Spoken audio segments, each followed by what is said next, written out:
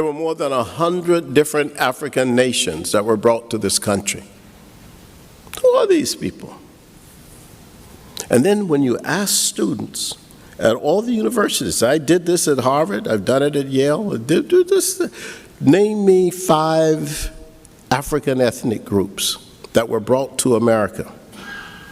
And they could hardly name one. And then if you ask, name me 5 European ethnic groups that came to America, they could name 35. Why is that? How could that be? I could tell you right off, the immigrants that came from Europe, Italian, Polish, English, French, German, Norwegian. But if I ask that question about Africans, I say, well, where do these people come from?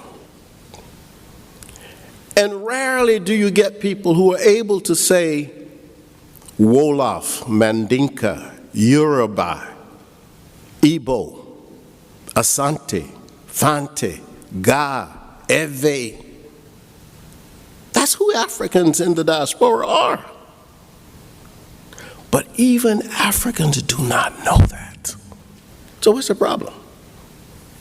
It's education.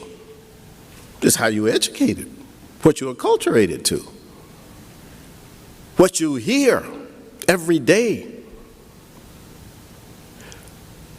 The African people who came to America through the slave trade, and even if we came here before the slave trade, we came from nations that had their own language, their concepts of the divine and the sacred, their doctrines of knowledge and metallurgy. These were nations. So when you ask that question, and then you think of all the Africans in the diaspora, because the diaspora is large. It is a diaspora that you can say from Canada, to the Africans came to Canada, to the US, to the more than 400 villages in Mexico that are African villages. Most people forget about Mexico's African heritage, but after all, Mexico is in the Americas. The slave trade was through all the Americas. You think about what they call Central America, Nicaragua, Bluefields area, Costa Rica, the Limon area, Panama, all of it. Guyana in South America, Colombia, Peru, Ecuador, and the largest of them all, Brazil, with 100 million Africans. That's twice as many as are in this country. So you ask yourself, what happened? You see? Why is it that the people among whom we live don't know and we don't know? You know what? We're educated. But if our education doesn't at least let us know our current realities, we are really miseducated. And our orientations are wrong.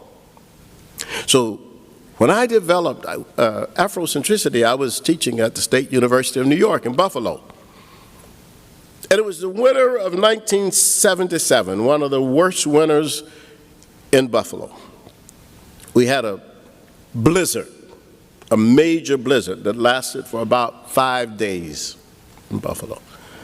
And I started reflecting and thinking about the condition of African people and about the knowledge about African people in America. And it occurred to me that one of the things that is fundamental is that when we were taken from the continent of Africa and brought here on the slave ships, we were taken off of all of our terms. Here's what I mean. To a large extent, we lost our religion. We lost much of our language. We lost much of the knowledge that had accrued on the continent of Africa for thousands of years. We lost our connection with ancestry. We were taken totally off of turn. We even lost our concept of what was beautiful and what was good, because we saw so much that was not good and not beautiful. And we could not really understand what had happened to us. That's the reality of the African experience. Not just in the United States, in the Americas. And I've traveled throughout all these countries.